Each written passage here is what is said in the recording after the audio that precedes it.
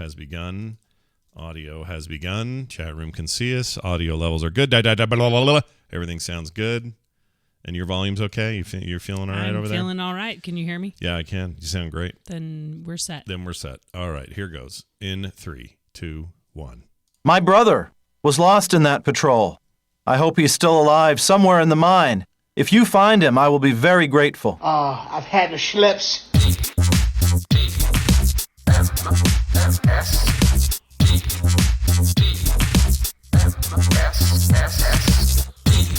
The morning stream. They mostly come in the morning. Mostly.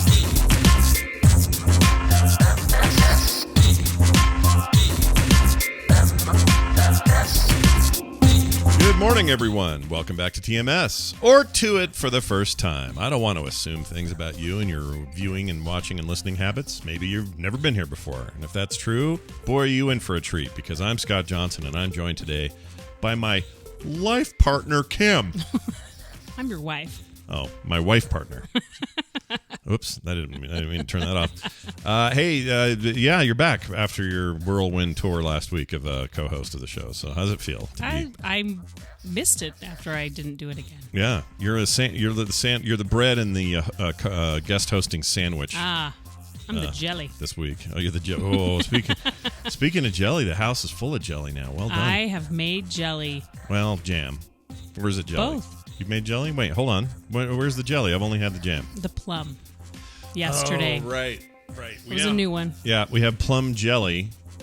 Blackberry jalapeno jam. Yeah, and then some peach jalapeno jam. Peach habanero. Habanero, sorry. Yeah, different peppers out of the garden. Oh my gosh, you guys don't even know. And there's not even, and it's You don't even know. Well, you have no idea. It's so good. And then you canned a bunch of peaches. You're just some kind of weird, freaky. What am I trying to say? You're a homemaker. There, that's the word. Doing stuff I would never know even how to start doing. I'm feeling pretty good, though. I did make jambalaya yesterday. Yeah. Do you want to talk about this for a second? It had had fish in it. Fish. Well, it wasn't in it. I did a blackened piece of tilapia on top. Yeah, it was great. It was insane, actually. I don't even know how to describe it, because normally you put shrimp in there. There was no shrimp in this batch just did one without shrimp. Yeah. And, the shrimp in Utah is not like right out of the bay. No, you have to buy it frozen or fresh. Sort of fresh? Fresh frozen, whatever. Frozen, then thawed? Yeah. It's never going to be We don't have any shrimp in Utah. Yeah. That you want to eat. You're never going to be down at the dock unloading correct fresh anything here, because we're landlocked. That's how it works up here. But anyway, the point is that normally we'll have that in there. So there's your little seafoody, proteiny business, And sometimes and most of the time you'll have like a sausage or something in there. Sausage and chicken. But we didn't do that this time. She went I went totally vegetarian. Yeah, which is great. Nothing wrong with that. It's fantastic. Yeah, I love it. But then on top of this thing, so a little bit of rice underneath, loaded up with some jambalaya on top, and then this pan-fried tilapia on top of that, which is one of my favorite kinds of fish, a white fish. Very crispy. I'm still thinking about that fish. It was so good. It was so good. Oh my gosh. In fact, I kind of think that ought to be the dish. I'm happy you're happy. Should that be the dish? Should that be the new thing going forward? We can go for that. All right. We'll see. All right. When tilapia's in season. Oh, there's a season for tilapia? I'm sure there is. Don't tell the fish. They don't know. Anyway. It's their time. It is their time. Anyway, so yeah, it is pescatarian overall. What she means, Claire, is that the jambalaya itself was vegan. Was vegan. Yeah. Or vegetarian, yeah. But the added fish made it pescatarian, and it made me very happy. It was very, very, very good. Also, I had potato chips with it for some reason, which is weird. Okay. I'm not saying that's that you should do that. I'm just saying I did. That's just Scott eating potato chips anytime. Well, I like dipping big hunks of jambalaya goo on a chip. Yeah. I'll do it. I can see that. Yep, I'll do that without even being asked. It's fantastic. It's really good stuff. And any fish would work, because someone's asked about fried catfish, which I have made before, and it's fantastic. Oh, also. Yeah. And that's the best fish if you can get it fresh. I've never had better fish. If you can find it fresh, yes. Never had better fish than fresh catfish. Amazing. Yeah. Yeah. Right out of the Mississippi River, right up to your table kind of thing. It's so good, dude. It's and Not even that big of a fish guy. I probably should be because you need those omega-3s neither of and those stuff. is a really fishy fish. That's probably why. Where do you get your omega-3s? Is that all sea fish? I think that's salmon, isn't it? I don't know. I don't know where you That's get a it. river fish. But you gotta get that I like oil. salmon fine, as long as it's like a fresh caught. It doesn't. I can't do fishy things. Yeah, you're not I'm a fishy not a fishy person. flavor person. No. If it's like Kim can always tell if like the salmon's gonna work out, because if it's at all even remotely fishy, we're done. That whole thing's going in the trash. Yeah, I like to go to the seafood counter, and if I can't smell fishiness, then I'm usually okay. Then you trust them. Yep. That kid trying to make his way through high school is worthy of your trust because his counter does not smell fishy. Anyway, so that was fun. We really enjoyed that. You should make more of that, and we should probably document that somehow so people know how to make it. It's out there somewhere. Someplace. Some WordPress site that I've posted it on. Hey, we were talking before the show about we're gonna do a couples quiz here in a second. Okay. I know that sounds crazy, but we're gonna do it. A couple of quizzes. But you brought up, or no, somehow it came up about how when we die, how do we want to go? Buried or cremated or something else. I mean, if you want to have a say in it. Yeah, I do kind of. I want to have. Do you? Don't you? I don't know. I don't know. I'll be dead. I don't know if it matters. It's a good point. Yeah, that's a good point. But what you don't want to find I'm out. not going to be mad at anybody. What if obviously. What if you somehow find out later that they paraded you downtown in a clown suit with your corpse on the roof of a It'll be something to Volkswagen? laugh at. Okay, so you'd be all right with that. Whatever. I want to be at that point. Really, what are you going to do? I want to be cremated. I want to have. We've already talked about this, but I want the brownie thing with the old people's home. I want them to just put a pinch of me. You're not making a lot of sense there. The brownie thing with the old people, they need to know what you're talking about. Okay, well, I've told this story before, but basically... I'm not here all the time. I don't know. No, you're not here, but take a pinch of me, of my ashes, and put me in a whole batch of brownies, give it to the old people at the old folks' home. I'm sorry, it'd be a little sandy. Can't do it. No, just a tiny bit. You wouldn't know. You'd never know. It's like putting a little weed in there. In fact, go ahead and put a little weed in there. It's fine. Make it go down a little bit easier. Yeah. And then Bobby says that's probably not legal. Probably not. I'm not asking for legality here. All right. I'm just saying. Pinch of me in every batch of brownies you make. That means you don't have to use me all at once. Just a pinch. And then it'll last a long time. And then we'll go a long period of time. I don't know who's going to manage this. We need to make that legal at some point. Will it be a little salty? Yeah. A little salt. You don't even have to add salt. Yeah. A little pinch. Yeah, just a pinch. A pinch of Scott. A pinch of Scott and a little bit of love will get you a long way. Anyway, I wonder if you get, like, if you're dead and that was your last will that, hey, you got to take a pinch of me and put me in everything, and I tell my kids that or whatever, are they legally bound to do it and also legally culpable by doing it? Do you see what I'm saying? Yeah, that's a problem. Probably both things, maybe. Probably. Or the one. Did you want to do that to your kids? Kind of want to do it to Carter a little bit. She went. She's probably like, hey, hold on a minute. I mean, I kind of do because she's fun to tease and whatever. She's actually trying. Oh, I'm not supposed to talk about that. Never mind. That thing I'm not supposed to talk about. Oh my gosh. You know how to. I know what you're talking about. I know. I'm not supposed to talk about stuff I'm not supposed to, but sometimes it starts to come out, and now I'm not gonna talk about it. Let's just say she has a cool thing. Shut it down, Scott. She has a cool thing she down. wants to do. That's all. That's all I'm gonna say. Something cool. Something very, cool. very career oriented. That's it. That's all I'm saying. Okay. Shutting it down. Zipper up. Oh, hey, Brian's in the chat. I think that means I can call him. We're gonna check in with Ireland. You want to do that real fast? Absolutely. Let's do that. This should be fun. Hold on a minute. I guess I'm not prepared. I thought I was. Okay, here we go.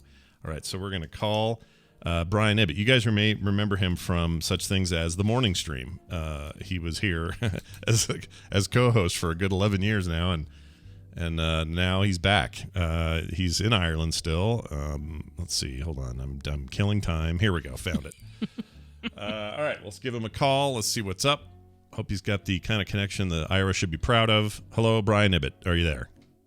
Yes, I am. Can you hear me? Oh my gosh, you sound great. Oh, good. Yeah, Good. It's like you're here. The lag's even less than when you're at home. Fantastic. Oh, good. Then I'll just stay here and we'll do the show from here from now on. Yeah, let's just do that. You don't need to go home. Have Sounds Dave. good. Dave will take care of all your shit. It'll be fine. Yeah, exactly. He can feed the cat and water the plants and all that. Hi, Kim. Hi. Well, how? So Usually you can't hear me when you come in the room and Scott It's and I are true. doing the show. Yeah. He has to relay everything to you, and Like he half of changes the everything show. up. He doesn't tell you what I tell him to tell. Yeah. Yeah, one of these days Oh, it'll come great. out. It'll all come out. Now one day. I know. Yeah, well, that's how it goes. So, where are you now? What part of the country? are you in? Currently, we're back in Dublin, so we fly out tomorrow. So we're back in Dublin to spend one last night here. We drove almost all the way around the country. We checked our mileage and did just over 1,600 kilometers, which is about 1,000 miles of driving from Dublin up to Belfast to the Antrim coast to Sligo, Galway. So you might say you would Portmagee, you yeah. might say you would drive 500 miles and then drive 500 more. Is what you'd do. You would say that, yes. You could definitely say that. Aren't those guys Irish or those Scottish or something? I've got the. I band think mixed up. those guys are Scottish, Okay. but close enough. Well, we fair enough. could almost see Scotland from where we were. Oh, if it very was nice. a clearer Oh, wow. day, Yeah. one of our places we went, we could see across the channel and see Scotland, but it was too foggy, too cloudy. Did you have you met Scottish people though? Kind of just around, like just showing up somewhere. There's a guy from Scotland because we're all part of the same United Kingdom or whatever. If we have, then we didn't, and Ireland's not part of the United Kingdom. If we did meet shit. somebody Scottish that we didn't know that we didn't know about it, we met a couple Americans. We really didn't interact a whole lot with other people, for multitudes of reasons. One, we're just antisocial, but two, we're also being kind of careful to stay away from people. Yeah. But it's they're just as serious about masks here as we are back home. Restaurants and things way more serious. Like you can't even get a table inside without a vaccination card. Oh, yeah. So we have to have those. Those are actually more important than ID here. I haven't had to show my driver's license or passport, but we've had to show our COVID card almost every night for a table in a restaurant. Oh, wow, that's interesting. I know That that's makes me happy. Yeah. it makes me happy to hear that. They're doing. I know that a lot of that's Me too. happening here too. Starting to, but not on that level. It sounds like that's all set up down there. And I think it makes me feel better too, right? Like, going in there, it's like, all right, I know everybody in here is vaccinated. I don't feel weird about being, 5 feet away from somebody else drinking a Guinness next to me. And okay, so I got to ask about that. So Guinness is the stereotype, right? Everyone's drinking Guinness. Is that true then when you get there? Or is it some other thing we've never heard of that they're all drinking? Nope. Guinness in the north, Murphy's in the south. Both of them are Irish stouts. So beer as dark as my heart, basically, like just pitch black. And somebody said, "Oh yeah, the Guinness tastes so much better in Ireland." I thought, well, how can it? Whatever. They bottle some of it here or whatever. Yeah. But no, it does. The Guinness here tastes so much better than the Guinness back home. And that's coming from a guy who doesn't even you don't even love beer, right? And I don't love beer, but I've had Guinnesses or Murphy's every night since we've been here, and even though there's some great cider options here, it's like, no, I'll totally, when in Rome, do a Guinness or a Murphy's. And but there's been some good ciders. Tina's had some ciders, so I've sampled hers, and they're brands I wish we had in the U.S. Are the Murphy people and the Guinness people, are they like the Catholics and the Protestants that just going at each other's throat? Yeah, I think there's something to that. Whether it's the brewers themselves or just the fans of those stouts, you get it is a very territorial thing. Like, no, you're in the South. We drink Murphy's down here. And Tom Merritt was the person who clued me in on that, but somebody else had mentioned that to me as well, and either tweeted it or emailed me information about it. Nice. Well, do you have? So, is there something that you've seen done or otherwise witnessed that you were like, man, this is the reason you come to Ireland, and why everyone in the world should go here? What if you had one thing, what would it be? Besides Claire, besides Claire Gack, I mean, obviously she's a big deal. But of course, Claire Gack is the number one reason for anybody to come here. Right. Skellig Michael, the island we went to yesterday, was one that we weren't as expecting to have blown us away as much as it did. That and the Cliffs of Moher. Like, there's two reasons right there to come to Ireland. It's just absolutely breathtaking and huge and spectacular. And so the sites like that are one thing. The food is fantastic. If you're okay with everything being deep fried, this is the country for you. Really? I didn't realize they were everything was so deep fried there. That's crazy. Oh, Yeah, it's like amazing. fish and chips, deep fried fish, deep fried chicken. Every restaurant you go into has fish and chips and usually a seafood chowder, but they also have chicken strips, with the same batter that they use for the fish. And we're going to try boxty tonight, Boxty, which is like a pancake made with hash browns. Potato everything. Yeah. I Potato heard about everything. that. Everything. Yeah, everything potato. Last night I had a chicken stuffed with black pudding, wrapped with bacon, and it was served on mashed potatoes. And on the side, it came with boiled potatoes. Oh. Wow. So they're not having. They don't have there's no blight going on. It sounds like right now they're doing good. There's no potato famine going on here right now. Fantastic. That's There we go. Tina took a picture of it. I'll post it in the. I'll tweet it or post it on in the Tadpool or something. Nice. All potatoes all the time. Well, I'm sure there's some melancholy about leaving, but you're probably also excited to get home, and There is, yeah. Tina and I've been, there've been many a conversation about how, man, I wish it was still a few more days here, but then we're also glad to be coming home. So yeah, it's that that's a sign of a good vacation is when you're ready to come home, but you're also not ready to leave. And this place, everybody we've encountered, except for one guy who flipped me off, and I'll talk about that on Monday.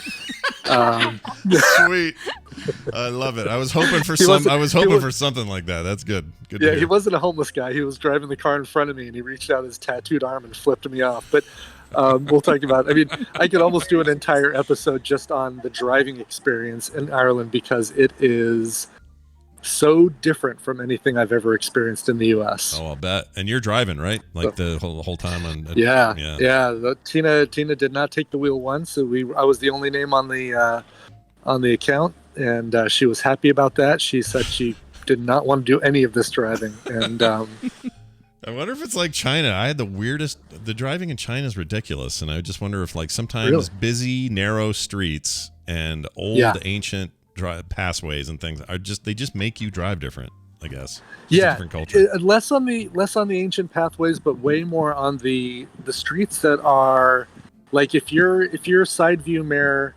had a snail sitting on the edge of it, it'd get wiped off by passing cars on the other side. Like it's that tight. Oh man, I would stress me the hell out. I'm impressed you made it through all that. Were you like just super focused while you were driving all the time? Yes. Okay. Basically, for the first 3 or 4 days, I was white knuckle, like doing everything I could to make sure I was in the middle of the lane and even closer to the right than to the left sometimes.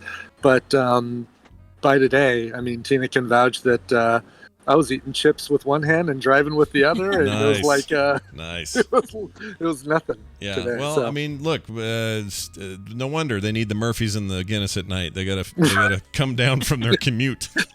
calm the nerves from the drive. 100%. Well, anything else you want to mention about the trip or anything? We've certainly missed you here. We hope you had nothing but a good time. I've missed you guys too. We've been listening to every show, and Kim, you did a fantastic job. TV's Travis was great. Garrett was fantastic as well. So knew I left the chair in good hands, but I'll be happy to take it back on Monday. Yeah, and the shape, it's still your bum shape. We didn't. It's still my bum shape, and I bet Kim spritzes around the area and cleans and probably dusts more than I have in the booth, and so it should be much nicer. Oh, it's cleaner. It's cleaner than it's ever been. I can promise. Well, that's great. I hope you have nothing but a safe travel home, but that also you see some weirdos on the plane. That's always good for stories. Everything I'm kind of hoping for one air rage moment is what I'd like to see. Just one. Was the trip over pretty uneventful that way? It was pretty uneventful, although there was one guy who was already yelling at the the gate agents, and I was thinking, oh, this guy, we're totally gonna have some air rage. And he was even in our section, so I thought, all right, he's gonna be the guy that has to get duct taped down into a seat. Yeah. But he kept it cool, unfortunately, and didn't raise a stink. Unfortunately, I really want to see somebody get pinned and locked in the bathroom. Duct taped to their chair. I want to see somebody get pinned, and I want them to like have me hold the roll of tape for a second while they adjust something and hand it back to them. And that's what I want. I want full involvement. Absolutely. All that right. was always the flight home. Safe trip home. Our best to Tina, and look forward to having you back. Well, I guess I'll see you on FilmSack. We're going to try to do that anyway. You'll see me FilmSack on Sunday. Yep. You're going to be very tired. Very. I'm going to be exhausted, and I still have to figure out a way to go see Shang-Chi this weekend too. Right, it's out. I haven't done it yet either. Don't feel bad. We're trying to figure out what we're going to do too, because I keep hearing that maybe they made the best Marvel movie ever, and now we have to. Yeah, that's what I've been hearing too. Sounds crazy. For Shang-Chi, what the frick world do we live in? Right? It's crazy. What? But what are they going to do next? Guardians of the Galaxy and make that work somehow? How about a Fin Fang Foom movie? Oh my lord! I just read a comic with that character in it, and I have questions about that damn thing. Anyway, we'll do that next week when you get back. Be safe. Have Sounds fun good. for the rest of your time, and drink Murphy and Guinness at the same time so that you can be equal in the eyes of the Irish. Bye now. All right. All right. Well, Kim, we did it. We did it. We talked to Brian. That was the goal we had, and we accomplished that goal. So now, why don't we do a thing that I've been nervous about doing, but we're doing it? Why nervous? Because it's a couples quiz, and it's a little nerve-wracking. This is made for Is people who are just getting to know each other, and not someone like you and me who've been married forever. Oh, okay. All right? Okay. But I thought it'd be fun in that light to take this quiz to see how we would fare if it was today we met and our future was ahead of us. Okay. We met today. All right. Oh, wait, how much? Let me think for a second. If we stay married for another, I mean, we will. But let's say we stay married for another. I like the if part. You're like, if we stay married. If we stay married for another 29 years. Yeah. That's how long? That's 58. No. Right. You're right. Correct. Almost 60. Oh, that's crazy. But anyway, let's say that happens. I'll be dead long before then. But anyway, let's just say that happens. What was my point? I was gonna make a point. I don't know. I can't read your mind. I don't know what I was gonna say. I had a thing to say, and I can't remember now. Captain Mortality, Jeannie called me. Fantastic. All right, so let's start with question number 1. There are 10 questions in this quiz. It'll tell us at the end something. I don't know what the result will be, but whether we're made for each other or not. So let's find out. Interesting. 29 years into this, if we actually screwed up. All right. Okay. Here we go. How long are you in a relationship? Our options are, it's a multiple choice. Over a year, few months, few weeks, few days. Over a year. Technically, they're all true, but over a year is what we're going to say. Okay. All right, next. Okay. Oh, no, I just hit. So wait, so if someone didn't know that, is that the problem here? This thing's weird because I hit next and it reset. Nope, we're good. Okay. Number 2. He or she knows how to make you smile. I'm asking you these questions, by the way. You know how to make me smile. You make me laugh. All right. Your options are strongly agree, 2, 3, and 4 is strongly disagree. So strongly agree? Strongly agree. Okay. That's nice to hear. I do make you laugh every day. That's the goal. That's true. Do you 29 years. Do you and your partner talk about your plans for the future? Yes, sometimes, rarely, no. Yes. I agree. So far, I'm in full agreement with your answers. When your partner says, I love you, how do you respond? Here's your options. You say that you love him or her and you kiss him or her. I'm a him, by the way. I mean, in case I'm the her. I just letting everybody know who I am, what I am. It's my pronouns. You say that you love him, her too. You hug him. I'll just say him. Or you say thank you. So what do you say? Oh my gosh! If you said thank you, that would be the worst. Yeah, that'd be weird, right? I say love you too. Okay, so that's up here. Okay, got it. All right, now next, because the kiss one maybe sometimes, but it's not every time. Yeah, but we're like on the phone sometimes, Yeah. texting that to each other. Yeah, sometimes I'm. How old is this quiz? It's actually new-ish. Okay. All right, your friends think that you would be a nice couple. I hope so. 1 through 4. 1 being strongest, 4 being weakest. I mean, I had friends in the beginning who were sure we weren't made for each other. That's true. You had old high school friends that were like, she's not from here. She's going to want to go home. It's not going to work out. Yeah, they were And butts about it. You were like, what's your problem? Yeah. So I'm going to say 3. Well, 2. Let's give it a 2. Because most people agreed that we were fine. But it drops us down because my friends were idiots. Okay. Moving forward there. And chat room, you're right. This is a quiz for people just out of high school or people just getting started. That's the fun here is we're saying, hey, what if we took this quiz, but 29 years later? All right. Do you like to spoil your partner? The options are I love spoiling him with gifts and nights out. It depends, only if he gets me things I like. I spoil him because he's not, or I don't spoil him because he's not worth it. Or finally, have never and never will. I like to spoil you with Yeah, that's true. gifts and food and whatnot. And I will say she never requires anything in return. So There you go. I'd There like to. you have it. I like to, but it's not like you're going. But I'm doing this so that you'll do this. that's true. That's what I mean. Usually, we end up like if you surprise me with a gift, it's out of nowhere, and the same vice versa. Right. Fair enough. Okay. How about this one? How do you show love to him in this case? A hug. B, a long romantic kiss. C, a peck. Depends on what you define as a peck, if you know what I'm saying. Or D, taking her out and kissing her. Taking her out, like shooting me and then kissing me. Or taking me out. Okay. Even this quiz is all over the place because sometimes it just I'd says say her. A. A, you'd say hug. Okay. Because the rest of this doesn't work. It's I all like weird. the taking me out and kissing me. Yeah, take her out back and kiss her. All right, how about this one? Which of the following is an ideal date for you? A, dinner in a restaurant by the beach or sunset. Or at sunset. Not or. I would say or. We have no beach. Yeah, that's true. We have no beach. Well, we have beaches, but they're around lakes, so that's how it goes. Yeah. B, picnic. C, cinema or film, movie, whatever. D, the pub or a bar. So what would you say? I mean, everyone would pick the beach thing with the sunset. I would say the pub. We both like pub food. You know what? A lot more. That's true. For people that don't drink, we sure love a good bar, you know? They have the best food. They do have the best food. And they're always nice. And those people are usually like memorizing everything, so they don't write anything down. I just feel like bars know what they're doing.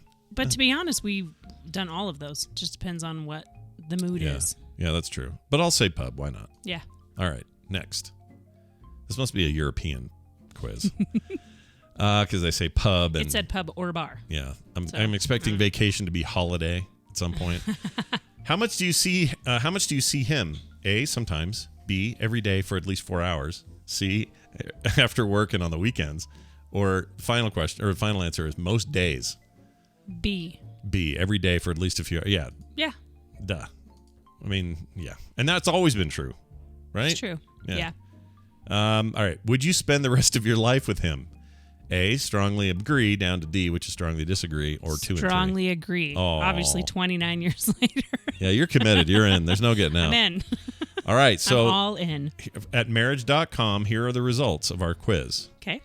You are a perfect couple. Oh. You communicate a lot and you pay attention to each other. You will remain happy in this relationship.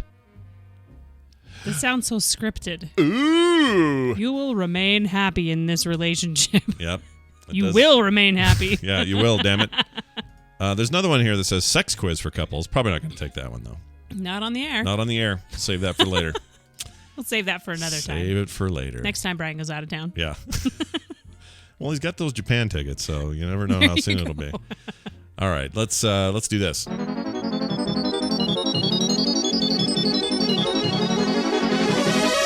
It's time for the news, and it's brought to you by Jambalaya or at lunch today, because I get to have it again. Okay? That's what it's brought to you All by. right. I can't wait, actually. I'm thinking about it right now. It sounds amazing now, and I'm not even supposed to be hungry yet. I don't eat till 11. That's my deal. I don't eat between 7 and 11 every day. 7 a.m. No. Sorry, 7 p.m. 11 a.m. 11 a.m. Well, yeah. to 7 p.m. you eat. Well, not exactly.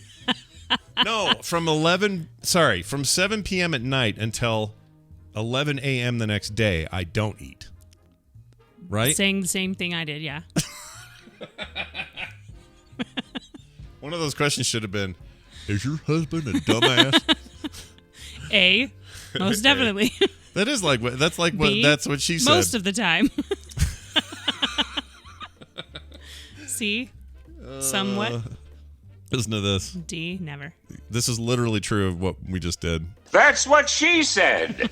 There you go. It was Colonel Potter, by the way. saying that. I love Colonel Potter. Now, when he said that, That's what she said. he wasn't doing a "that's what she said" joke. It was back before any of that existed. It was the original. So he's the just OG. the OG. He's the goat. All right. He's an old goat. All right, check this out. A man got 5 years in jail for spreading COVID on purpose. I wondered if this was ever going to happen. When this was going to happen. You knew it Where would. You just people wondered would start suing people for purposely spreading it. Well, you see those ladies in stores that are going like on people wearing on their food masks and things, stuff just because they're giant, huge, horrible dick people. I just think I'd punch her in the face. Oh, I'd have the hardest time holding back. There's one right now floating around of this lady walking around the store, coughing on anyone wearing a mask, just being the most worst human you can be. And all I could think of was, you all have too much restraint. And I know you need to have that because you don't want to be part of the problem. You don't want to get arrested for assault. Like, I get it. Boy, just elbows out, man. But gosh, dang it, dude. It makes me want to beat the schmear out of people when they do that. It really is visceral to me. I just want to, I hate it so much. I think I would have a hard time not punching her, and it would be worth it, and I would probably be fine doing it when I told them what she did. Yeah, and for the record, I'd feel the same way if some, I don't know, extreme left person was walking around and they said, "Your shirt's made out of the feathers of a duck. You should be ashamed," whatever, right in my face or whatever. I'd be just as pissed. Freaking. That'd be weird. That would be weird. I'll be honest with you. Also, do I have any T-shirts made out of duck feathers? Or probably not. I don't think so. No, it's probably not a thing. Not till Halloween. But yeah, it would be assault if I attacked her or if I did anything physical. But I'd sure want to. Yes, but then she would have started it doing something physical. Yeah, See? but maybe the story will help us understand Would that be considered defending myself? No. From her spittle? If she was coming at you in a way, well, See? Maybe. I just don't think I can haul off and, punch her or something. But I think I could probably. I think I would. I could probably go hands up and push her out of the way or something. Push her forward and say, just "Look, take don't the cart and stay away slam from it me." into her. Like, just like, stay I away didn't from touch me. her. I didn't touch her. But there's I'm not a violent person ever. I've been in one fight in my entire life. It was in junior high, and I broke my pinky doing it. I never did it again, and I don't like fighting. I'm not a fan. But I understand that human thing, that reaction when somebody's that horrible. Mm-hmm. You just want to freaking. Yeah. Anyway, but it could be self-defense given what's going on here. But anyway, with what's going on here, Yeah. if that was on purpose, yeah, then I would be like, my fist slipped. Well, this happened in Vietnam, so not here. But food fight. That's what I did. Food fight. It was in the middle of a grocery store. Just beating her with an apple. Yeah. Would that be assault with a deadly fruit? All right. So here's the deal: a court in Van Try, I don't know if I'm saying that right, is guilty of transmitting dangerous infectious disease to 8 people, one of whom eventually died. Until recently, Vietnam had been largely successful at keeping the COVID-19 virus out with tight restrictions. But infections have surged since June with an outbreak fueled by the more contagious Delta variant, as we're seeing kind of everywhere else. The country has seen more than 530 cases, 30,000 cases rather, with more than 13,300 deaths, many of which have occurred in the last few months. This is just in Vietnam. Many of those cases have been found in Ho Chi Minh City. Anyway, this guy traveled by motorcycle from Ho Chi Minh to his home province of Khao Mau. He was found to have lied on a health declaration form, which asked about his recent travel history and also failed to comply with isolation rules. Local authorities at the time had made it mandatory anyone traveling from other provinces to immediately isolate themselves for 21 days. That's a lot. That is a lot. Wow. This guy named Tri later tested positive for the virus and was found to have transmitted the virus to members of his family as well as a staff at a welfare center which he had visited. He was sentenced to jail at the end of a one-day trial, or of a one-day trial, and was also fined the equivalent of $880. So they're obviously a little more hardcore over there, about the rules and whatnot. But why do I feel like the lady coughing in the video at the Kroger deserves his sentence more than he does. I mean, I'm not saying he shouldn't have complied. Well, I mean, 21 days is a hard thing to do if you need to have your job and all of those things. I don't know what his situation was, or if he was being very belligerent, or if it was all on purpose. Yeah. Or accidental because he didn't know he was positive. I don't know the story. Yeah. But I think the lady in the store deserves it more. Yeah. She probably doesn't even have COVID, and she still deserves it. I was going to say, remember when there's always a thing with like people trying to give other people AIDS, and they knew they had it, and then they'd sleep around and they were like transmitting AIDS without... On purpose. Yeah, maybe not on purpose, but they just weren't like, they didn't care. Well, that's on purpose if you know you have it. Yeah, either way, it's on purpose. You know they're going to contract it. Yeah. I guess it depends on if he knew he was positive and was going to spread that. Yeah. Is it wanton endangerment? There you go, diced tomatoes. But if the person in the store knows that coughing all over everyone's fruit, they're purposely trying to hurt people. Yeah. That's... Oh, man. I know, and she smiled the whole time. That's what made me mad. She was just going... and I was like, I'm going to put my foot right down your throat. It's going to fit nicely. It's going to tickle your spleen, my toes. All right. I'm not going to find this video and share it. I could show the chat, but I don't want to. She made me so mad. It'll just make you mad. You know what it looks like. Yeah, wonton endangerment is what that's called. You endanger your wontons. All right, moving on. How about this story? This is a happy one, uplifting one. Okay. A man named Adolf Hitler won a local election. Oh my. Oh my gosh. Not here. I know, but I would have heard that. You would have heard about it here. Yeah. A Nambian politician named Adolf Hitler, and he was literally named after what were his parents the German thinking? dictator. I know. I'm a little worried about his upbringing. Yeah. He says he has no plans for world domination. After he won a sweeping victory in local elections, Adolf Hitler Unona was elected last week as councillor of the Punja constituency. I think I got that right. All right. So is Hitler his middle name? Adolf Hitler Unona. Probably. I mean, that must have been just a sick joke for his parents. They must have had a real good time with it. Ugh. Or they're terrible. They're terrible. In an interview with the German newspaper Bild, he insisted he had nothing to do with the Nazi ideology. I would still get my name changed. Yeah. Adolf, like other Germanic first names, is not uncommon in the country, which was once a German colony. So that kind of stuff, that's why you see a lot of names like that there. He was elected by the ruling SWAPO party. I don't know if I'd trust a party called SWAPO. You know what I mean? Torek says, courthouse, $50. Yeah, courthouse, $50. End of discussion. It's like $100 now. It's more. It's gone up. Still worth it. Yep. Anyway, he led the campaign against colonial and white minority rule. Mr. Unano admitted that his father had named him after the Nazi leader, but said he probably didn't understand what Adolf Hitler stood for. As a child, I saw it as a totally normal name, he said, who won with his seat with 85% of the vote. Jeez. It wasn't until I was growing up that I realized this man wanted to subjugate the whole world, he said, adding, I have nothing to do with any of these things. He skipped history class. It feels like a little bit. Mr. Unano said his wife calls him Adolf, and he goes by the name in public, and he has no plans to change it. All right. Well, Adolf stand Hitler. by your parents' decision, I guess. But Do you think when they got mad at him and they used the full name, like my mom would go, Scott Blaine Johnson, get in here. They went Adolf Hitler Unano. I don't know. Take the dog out. I said take the dog out. All right. Well, there's that guy. Mine was just a really long one. Kimberly Elizabeth Sones. Sones. S-O-N-E-S, like Jones with an S. Yeah. Yeah. People always ask, how do you spell that? And we say Jones with an S, and then they still look at you funny. Sonez. Sonez, Miss Sonez. And there's like there's like 3 names in the South.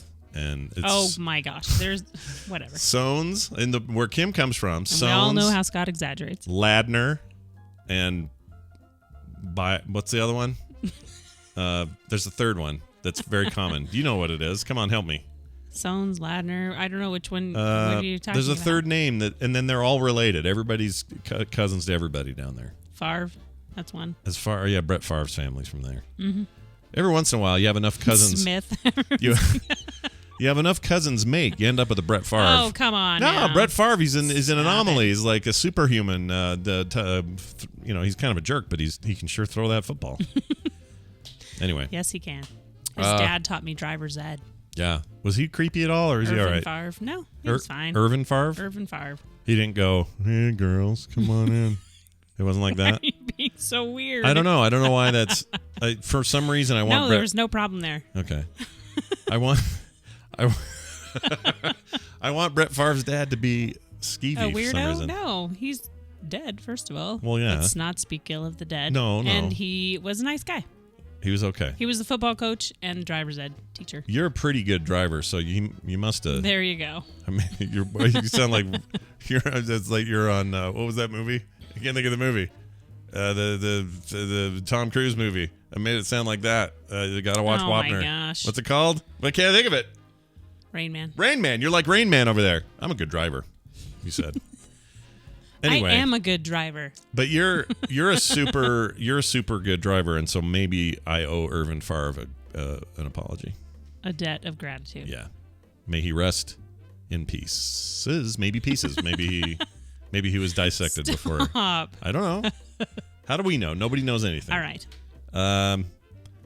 If I threw a box of toothpicks on the floor, would you know how many there were if I did that? No. Okay. Well, you're not Rain Man then. No, Forget this. I'm not. Rain Lady. All right. That's a good movie, and we should watch it again. Carter. Yeah. It's on the list of movies Carter should see and hasn't yet. I have a whole list of those, and we got to get to it. All right. Here's a story for you. California moves to outlaw stealthing, they call it, or what is otherwise known as removing a condom during the act of adult coitus. Are you familiar with it? I am. We had to do it 3 times. I haven't heard this story. We had to do that 3 times because we have 3 kids. That's how we know we got 3 kids, because Kim and I had to do this 3 times. All right. Well, listen to you. I do this all the time, even when you're not here. Anyway, so there's this thing called stealthing, where let's say you're a dude and you're like, I just wish I didn't have this here condom, and he yoink, and now it's illegal. Did it make that sound? Yep, it goes Yoink. yoink. It was more like a, and then I don't know. Okay. So anyway, California lawmakers made it, or are moving to make the state the first in the nation to outlaw stealthing. Again, this is removing a condom without permission during intercourse. Do you feel like these things that they try to make illegal, whatever, it just gives more ideas to people? I mean, sometimes, kids, whenever they're younger or whatever. Yeah. I feel like they read this and go, well, it sounds like a good idea, because they're all idiots anyway. Yeah. So. Well, now they just have a name for it. I know. Yeah. That's my point. Stealthing. You're making it bigger than it was. Well. Phrasing. Let's see. Legislators sent Governor Gavin I agree Newsom. they should make it illegal, but I feel like. Should they? I don't know. I think so. I feel like that's I don't know. I'm torn on this one. Are you? Not like an old condom being torn, but you know what I'm saying. I feel a little government shouldn't be in there feeling. Government shouldn't be in the bedroom is what you're saying? Yeah. But I also don't like. I don't think that's fair for women. Of course it's not. That's the thing. At all. That's why I'm torn. I'm literally torn on this because I don't. How can you be torn on that? Come on. I'm torn on what would end up being precedent for more government in your bedroom oversight. Okay. And I just think that's dangerous because then there's still laws on the books about what people can or can't do in the privacy of their own home. You know, like that kind of stuff is ridiculous. But this is different. This is like I don't know what this is like. This is like I don't know what this is like either. I don't know what to compare it to. I'm torn either way. Like on the one hand, it's hideous. Like this idea of stealthing is hideous. On the other hand, do I really want them poking around in there? I don't know, man. Excuse me. Do you know what I mean? It's really weird. Man. It's really weird. And I don't. And again, no, Claire. Let me make very clear what I'm saying. I'm saying all of this under the circumstance of a couple that's already having consensual hoo-ha. All right. And that's already happening. Now, he is a complete and utter loser wiener dick for doing this, for taking that thing off. No question about it. And it's awful. And I hate whoever does it. I guess what I'm saying is, so what happens? Let's say it happens. Does she go to her local PD and say, he yanked the condom off? I guess so. That's what you do. Yes. And then they do what? Go over there and try to verify this? I'm just saying, it's all a little, it's Because easy to if you say. yeah, because you're saying if it was consensual up to that point. Right, Yeah, it that's suddenly what you're became, saying. it suddenly Yeah. becomes very non-consensual the minute he does that. Exactly. So I guess what I'm saying isn't that already is that already rape by its own nature, and therefore already that's already a thing that guy should get in trouble for. Right. I don't know. I'm just saying, the more government wants to get into the bedroom, the more dangerous things get. But at the same time, Yeah, I feel like that guy needs to get. it's hard to enforce any of that because you're like, well, wait a minute, but yeah. Yeah. That's what I'm saying. Stoic Squirrel says it well. He says, I agree with the spirit of the law, but it seems hard to enforce. That's kind of where I'm going. And I agree with Claire, who says consent is not constant. Yeah. Yeah, absolutely. Yeah, of course. So anyway, it's a hard thing. We'll see how that goes. All right, let's move on. Oh, anyway, the point is, okay, so it says it is illegal to remove the condom without obtaining verbal consent. But it doesn't change the criminal code. Instead, it would amend the civil code so that the victim could sue the perpetrator for damages, including punitive damages, means money. Democratic Assemblywoman Christina Garcia has been pushing the legislation since 2017, when the Yale University study said acts of stealthing were increasing against both women and gay men. Her original bill attempted to make it a crime. So it isn't. They wouldn't make it a crime, it looks like. It looks like it would just make it so you could sue and have grounds to sue. Mm-hmm. Well, that's one way to do it. You know, actually, I kind of like that. I like that because that gives you some justice. Mm-hmm. And man, what a weird thing! I know. Why that's are people what I'm saying. doing? Like, Why is a guy doing this in the first place? What is the point? To the point where they have to turn it into a big litigation. Help me understand this though. Why would a thing. dude be like, "I'm gonna take this off"? Why? I don't know. If you're already there. Well, that's what I mean. Yeah, I agree with you. I mean, I know these are adult topics here, but sometimes we like to get into those topics a little bit on the thing. People are saying some people don't like to wear condoms. Great, then talk about that in the beginning. Is it because men are gross? Yes. Sorry. I would. I mean, I don't want to get weird here, but I would never do this. You unless wouldn't. But that's beside the point. The only way something like this happens is you communicate. So that's why this stuff, I feel so naive sometimes, because this stuff just seems insane to me. Like, insane. Yeah. Like, I guess, so I have this old-fashioned thing in me. If you're going to be intimate with somebody, that usually means you're committed to them, right? I hope so. Yeah.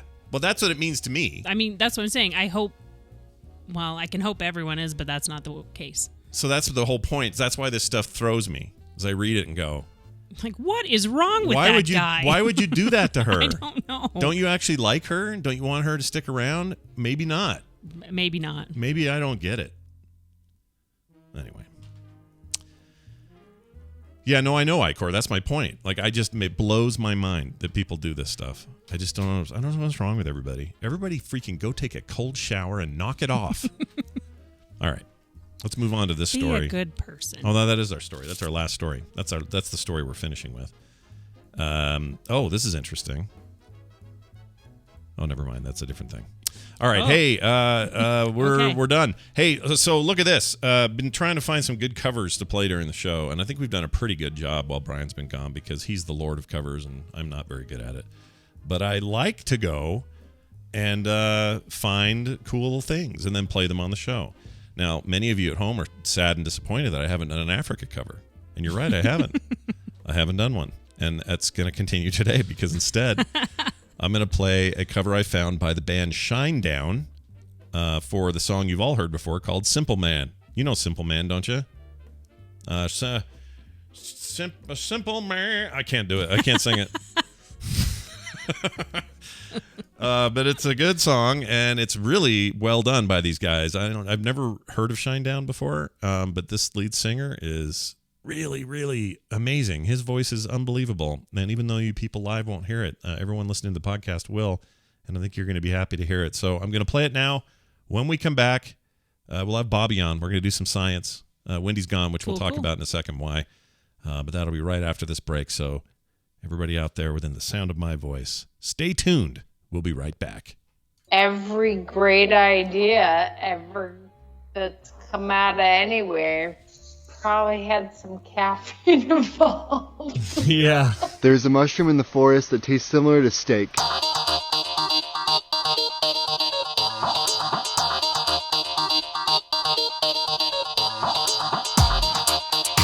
Computer, stop the flow of time.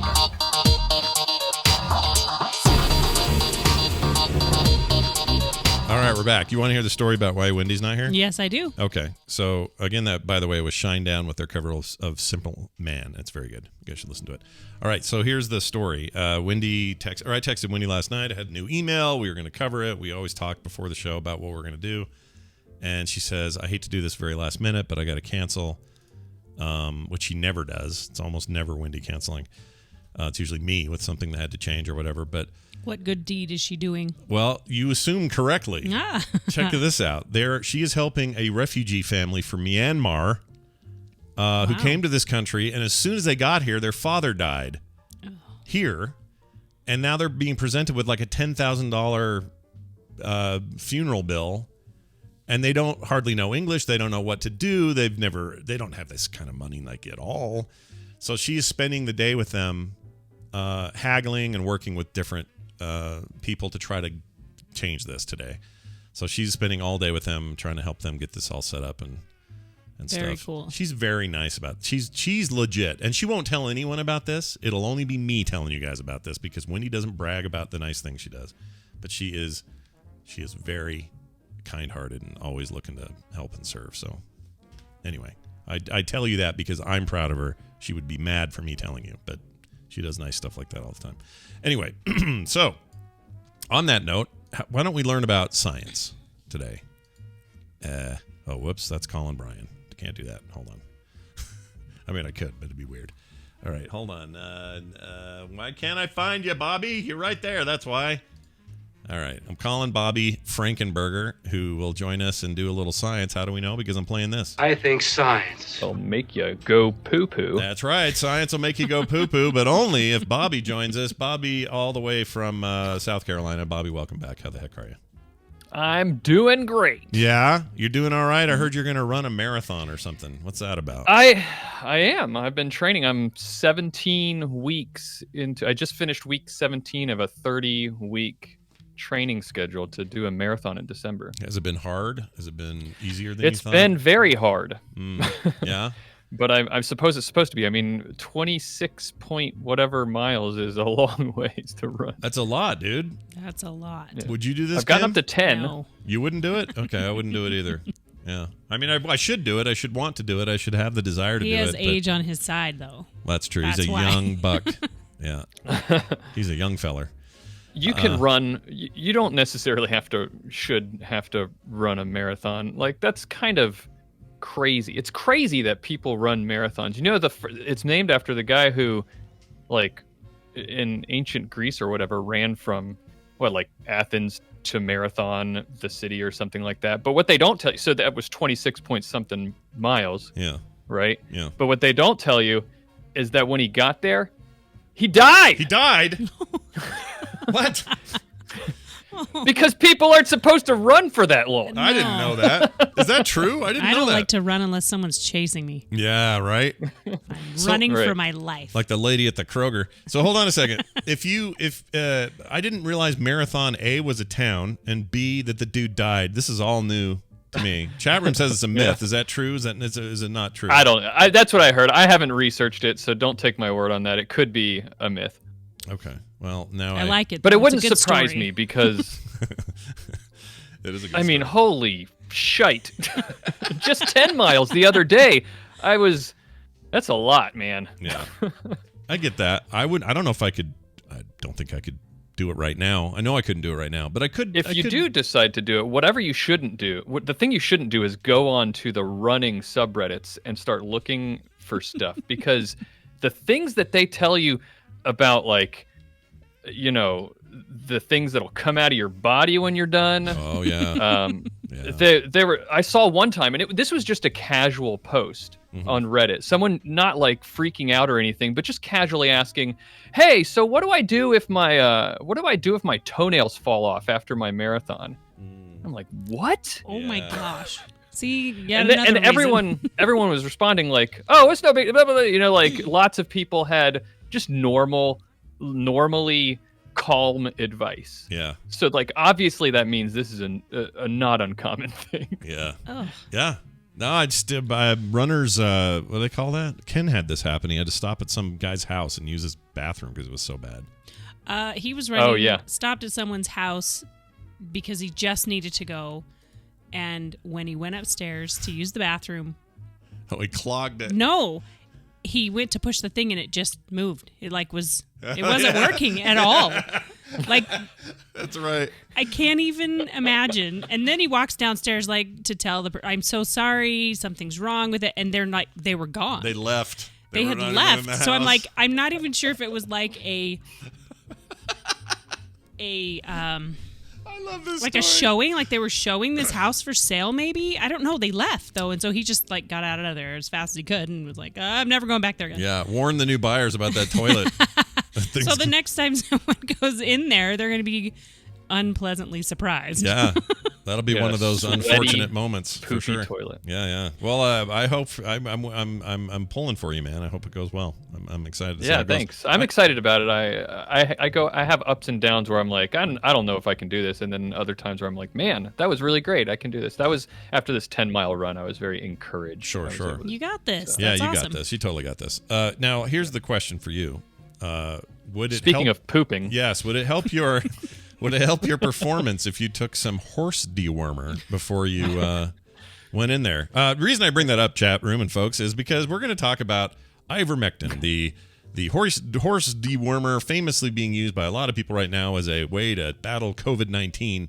Of course, not everybody's doing this and whatever, but there are questions like, has it been tested for this? Is it a thing that has anecdotal evidence in its favor? Like, it's easy to dismiss it and just say, well, horse dewormer, you're an idiot, which I still feel like, but I don't know. We should probably at least address it in a way that's, a little more scientific method. So tell me about it and why we should care about that thing. Yeah, I mean, it is easy to look at stuff like this and just laugh at it, but there's like, when something like this becomes a thing, there's a reason that it becomes a thing, right? And I think it's really important to understand why, because it's not becoming a thing that people are doing for no reason. So why is it becoming a thing? First of all, there were some studies that were done on it, and that's actually how all this started. There was some studies early on in the pandemic. You see, early on in the pandemic, when we were not sure how to treat all this, doctors and scientists were frantically trying to save people's lives. So they were looking at everything they could think of to try to figure out what's going to work. So they were looking at things like drugs and treatments that already existed for other things and figuring out, can we repurpose this to treat people with COVID-19? This was one of them. Hydroxychloroquine was another one that didn't turn out, but it was tested early on. But ivermectin was tested, and what happened was when it was tested, it showed results in a specific way, and some people ran with it. But I want to talk about why, even though there are studies that showed that it did work, why scientists are saying now that it actually doesn't work, and how this is all a very important lesson in the importance of understanding how science works and the scientific method. Got it. So yes, there were some early studies that showed that ivermectin had activity in preventing virus replication, specifically with SARS-CoV-2, the virus that causes COVID-19. And you would think like, oh, well, that's great. Like it helps prevent the virus from replicating. That's what we want, right? Yeah, it'd be almost so like it's easy to say, that's fine that it's horse dewormer normally, because if it works, great. It's like, what is antibiotics? It's basically a form of mold, so we take mold all the time. I could see why people would jump on that or, get excited about it, I guess. Right, but the problem is that, and this is one of the first things to understand when it comes to how science works with medicine, is that you hear the word clinical trials thrown around a lot, and clinical trials are very important. What clinical trials mean, what that means is that it's some sort of medical treatment. A clinical trial is testing a medical treatment on people, like it has to involve people. And the reason I say people and why that's important is because this research that was done that showed activity in the virus and preventing it from replicating, this was in vitro, which means basically in like a petri dish. Like it was not in people. They took virus, put it in like a test tube or a petri dish, dosed it with some ivermectin and saw what happened, and they showed that it didn't replicate. But why is that not applicable to people? Well, it's because our human body is much more complicated than just a petri dish, right? When it's in vitro in glass, you basically just have the virus and the drug, and you're seeing how it interacts, and it's a good starting place to see, like, is this plausible? Is there something plausible here that we can look further into? Yeah. But when you put it in the human body, everything is different. And in particular with this, the problem is that your body, that when ivermectin goes into your body, it interacts with the proteins in your blood as well, and everything else that's in your body. But namely, the proteins in your blood, ivermectin binds really strongly to that. And so when you actually put ivermectin in your body, it turns out that like 93% of it gets bound up in blood proteins and inactivated, basically. So only like at most 7% of this drug, when it goes into your body due to pharmacokinetic effects, only 7% of it is actually able to do anything in your body. Right. That's not very much. And also in these in vitro studies, they found that like very high doses of ivermectin were needed in order to show this antiviral effect. So if you combine the fact that in the test tube, you needed a lot of ivermectin, and in your body, you get not very much ivermectin, it shows basically the plausibility of it working is next to none. Right. And that's what, when they finally did do clinical trials on it, it showed when those things were properly controlled that it doesn't do anything. But that's also why people are saying take horse-sized doses of it, because they're like, well, if you need to put more in your body, let's just put more in your body. Yeah. Yeah. And then they all go down to the feed store and they go buy them out of the stuff, and then they go for it, and then maybe they don't have worms anymore. Is there a side benefit to the dewormer if you got worms? I don't know. Well, well, okay, so that's a good question actually, because ivermectin is not just a veterinary medication. It's actually used in people for different reasons, and one of them is it is an anti-parasitic. It is used to treat several things in people, but one of them is roundworm. It's used often in kids.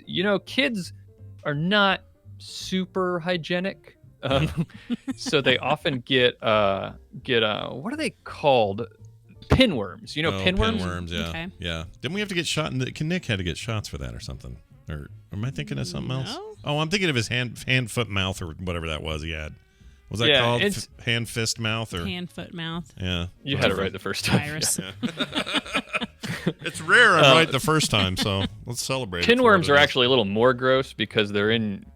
Speaking of poo poo again, they're in your butt. Yeah. Yeah. And that's why kids get it, because they're not very clean, right? They don't wash their hands like they should. But you can use ivermectin to treat that, and it's an anti-parasitic. It'll kill the roundworms and other types of more exotic parasites too. Like there's this river blindness, which is as scary as it sounds. Yeah. there's this parasite that lives in your skin, and it'll burrow from inside your body out so that it can reproduce. And then but they're very, very small, but if it's in you, it doesn't care the type of surface that it's escaping through, so it'll go into your eyes and cause you to go blind. Well, that sucks. F those worms. Yeah. That's what ivermectin is really useful for treating. Okay, all right. Sweet. We found a use. Let's use it. Yeah.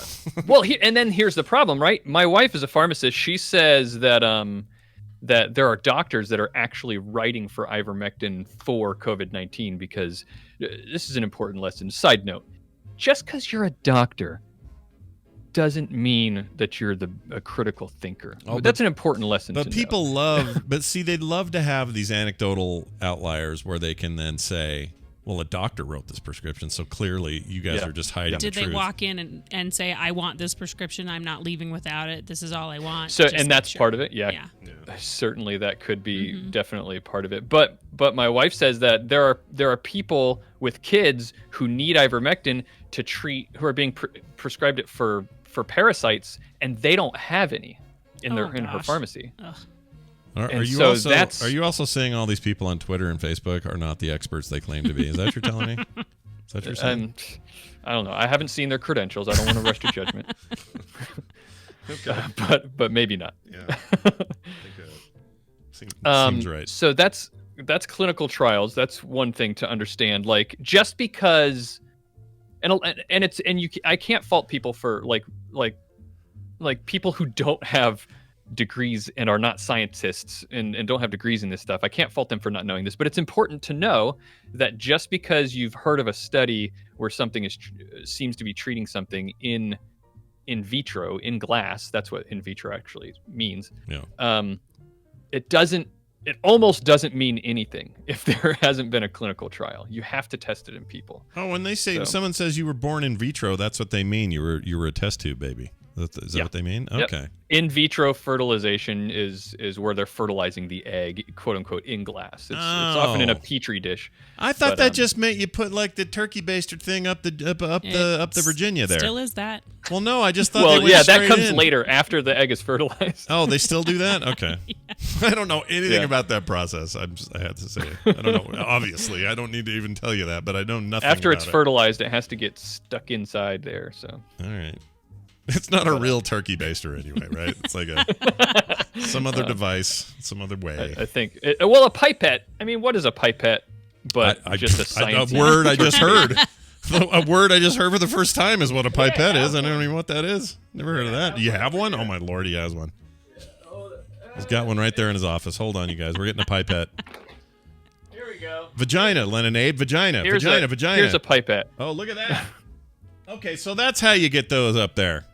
Yeah. Okay. Why do you have one? I've got all kinds of. I'm the science guy. He's got everything. What are you talking about? I've got a microscope in arm's reach. That's great. Anytime we need a pipette, I know who I'm calling. That's fantastic. So another important thing. Have you ever heard of a double-blind, placebo-controlled study? Yes, that I have heard of. So that's like the gold standard for science, especially medical science, right? Mm-hmm. And what that means and why they're so important is so placebo-controlled it just refers to the fact that you're comparing the thing you want to test against something that doesn't do anything. It's like a treatment versus a non-treatment, right? Right, but in the scenario is always that people don't know which they got. And that's the double-blind part. Right, but before we get so an example of a placebo is like, let's say you wanted to know, does Gatorade help prevent people from being dehydrated? Yeah. The way you would have to test that is you would want to test Gatorade against. You don't just want to give people Gatorade and see if they get hydrated, right? Because you're trying to see, does Gatorade have something? Is there something special about it? So you would test it. You'd have some people drinking Gatorade and some people just drinking water, which would be the placebo. Yeah. And often with these subjective things, you would want to make sure that people somehow were not aware. Like you'd maybe want to alter the water somehow to make it so they couldn't tell that they weren't drinking Gatorade. But That's gets a little bit more complicated, right? And that's why there are people whose job it is to design these studies. Right. The double blind part, like you were talking to, refers to the practice of making sure that nobody who is involved, the researcher or the subject of the study, so even the scientist, is not aware of which is the placebo and which is the treatment, the real treatment. Gotcha. Okay. That's important. And it gets more important with things that have subjective outcomes. They do know that they don't know, though, right? I mean, what was that you said? They do know that they don't know. In other words, correct. This may sound like a dumb question, but no doctors or no researcher in this situation is going, he doesn't think he knows. They know that they don't know. They know that it's double blind, right? Yeah. That sounds weird to say it that way, but even the people that are volunteering for the studies or whatnot, they also don't know. That's an important ethical thing. Is there's this whole idea of informed consent. You have to tell the people you might be getting the treatment or you might be getting a placebo. That's super important that they know that they might not be getting anything. Okay, that's what I didn't know about the patient side, because I didn't know if they always did know that or not. And that's just an ethics thing, right. Because you don't want to volunteer for something thinking that you're getting a treatment and then you don't get anything. Like, let's say you're volunteering for some sort of cancer treatment. Yeah. It would be unethical to not get treatment if you thought that you were guaranteed to get treatment. Gotcha. Okay. Right. Okay. So known unknowns, the chat is saying, and that sounds right. I've heard that phrase before. Right. There you go. But it's the reason it's super important to double blind and that nobody knows what's going on is because there are so many unconscious biases, even from the perspective of the scientist, that it can influence the outcome of a study. So imagine what can I think of one off the top of my head? I know I was reading a thing recently about amber teething rings. So yeah. Tell me about these things. If you're listening, amber teething rings don't work. So I know they don't, but my daughter refused to believe me when she was using an amber teething ring. She refused. Right. If she hears so I don't. It's something that teething is really hard to go through when your kid is teething. So I don't want to shame anybody. People are going to try whatever they can try to soothe their children. But that's actually why it's super important when you're testing these different things, and why I'm using this as an example. If you wanted to test whether amber teething rings worked, you need to have everybody in the study not know what's going on, because you, as the parent, maybe as the researcher, you want something to work, right? Yeah, you have a built-in motivation in the thing. Right, and so because you have such a bias, you're motivated to have something work, and you really want it to work, then you might interpret things in a more positive way than maybe it would be if it was just purely objective. So you have to keep all that stuff blinded. Even in medical stuff where you're getting a treatment, there's this whole studied bias involved where patients have a natural tendency to report positive results when they're involved in a study, no matter what, because they think that's what the doctor or the researcher wants to hear, and they're not aware that this is happening. Right, they're just doing it. Yeah. We just want to please people. People are weird, man. Psychology and the whatnot. Yeah. And 311 was wrong. Amber is not the color of your energy, it turns out. So, well, it might be the color of your energy. Yeah, it might be. Who knows? Don't make it the color of your saliva. No. Well, the point is, more testing needed. Are they doing more testing with ivermectin, or has it all been decided? Have all these double-blind tests happened already? Or, what's the status of that? Yeah. So if you go onto the FDA website and you look into official sources of this, they're going to. It's my opinion that they have too soft a language about this, and they'll say, no research so far shows that it works. They do say that, but then they'll say, studies are ongoing. Yeah. And to me, that's too soft a language because it implies that it's an open question. But there has been lots of really good research done on this, and all of the good, well-designed studies show that it does not work. Yeah. All right. So, yes, there might be ongoing studies that have not been published yet, but based on the science that we know, it's unlikely. Not only is their low plausibility, like I said before, because the amount of ivermectin you would have to take in order to maybe see the amounts of that you would need for it to do anything are dangerously high, because these drugs do have dangerous side effects.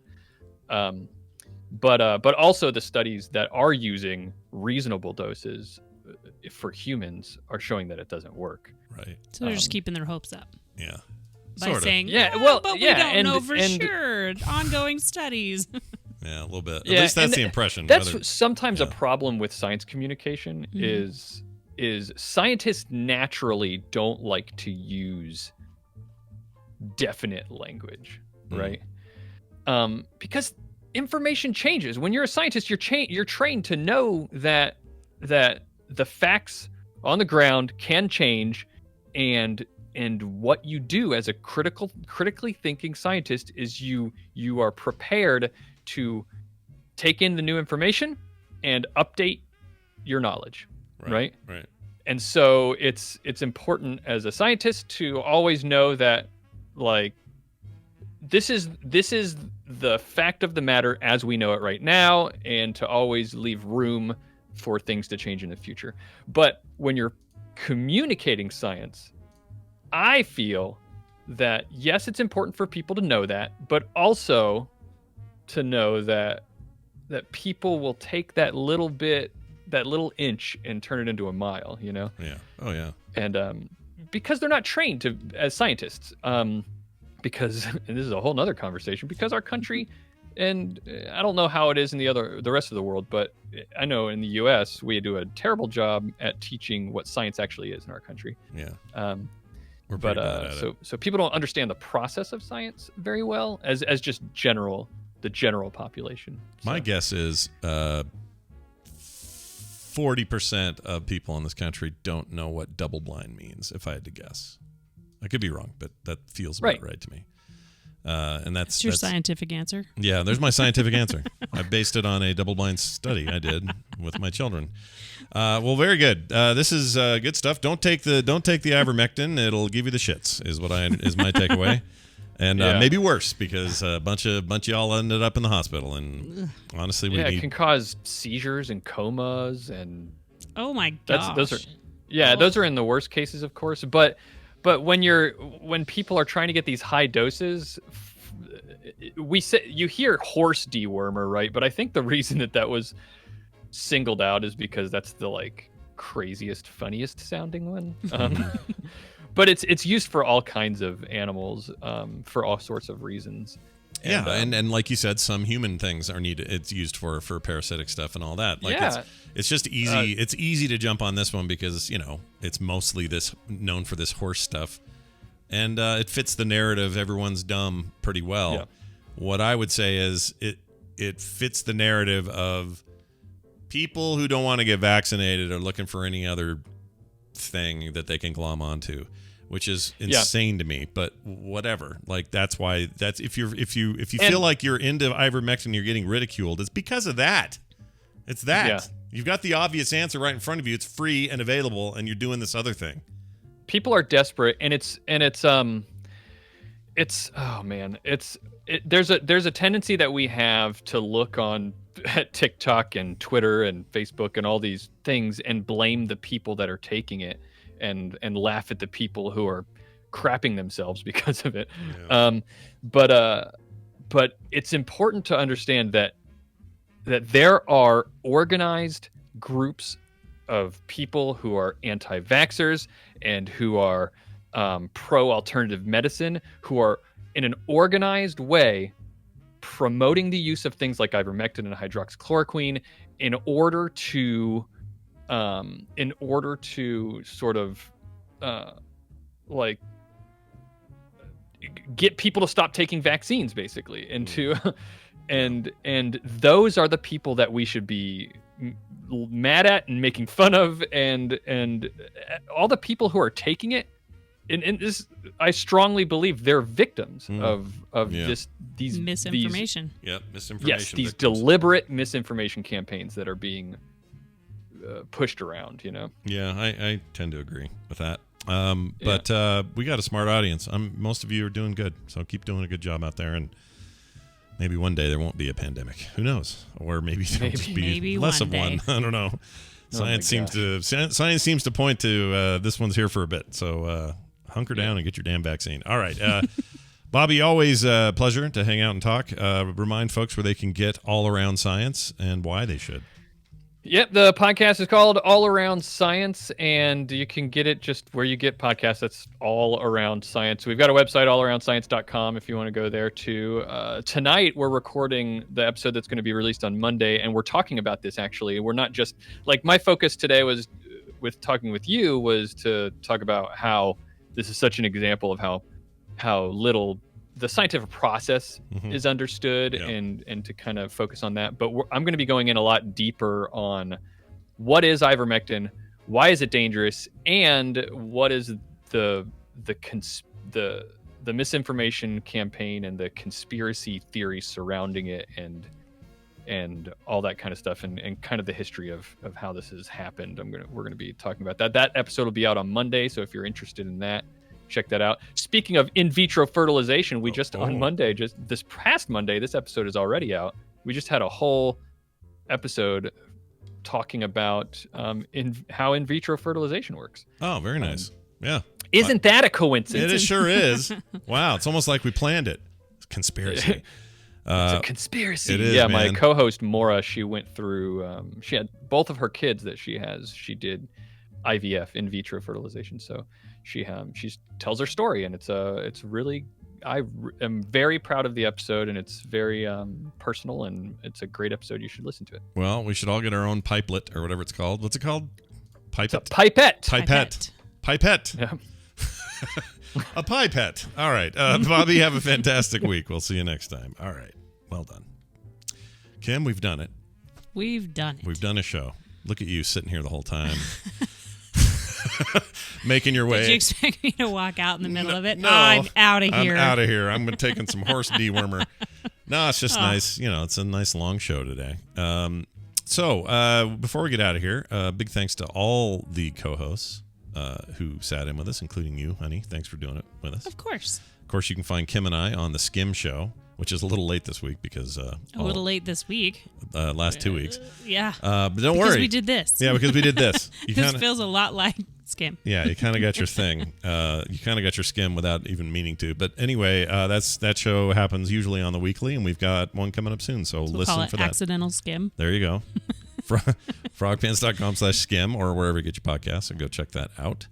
We're going to get out of here. A quick reminder that this show is supported by the patrons of TMS. Patreon.com/TMS is how you do it. Many of you have been here a long time. We really thank you for that. And anybody who's new, hey, welcome to the program. If you haven't yet jumped on, perfect time to do it. It's relatively new month, and that means new stuff happening all the time. So hop in, get the bonuses, get the extras, and sleep well knowing that you're supporting your favorite morning show at patreon.com/TMS. Send those emails to themorningstream@gmail.com. We'd love to hear from you. Okay. Kim, I'm going to play another song. You ready for this one? I'm ready. James Hetfield of Metallica fame, or just Metallica, we'll say. The name of the song is James Hetfield in the News, Hip to Be the Sandman. Okay. This is going to sound weird, but it's a mashup of Huey Lewis in the News and Metallica, Enter Sandman, and Hip to Be Square.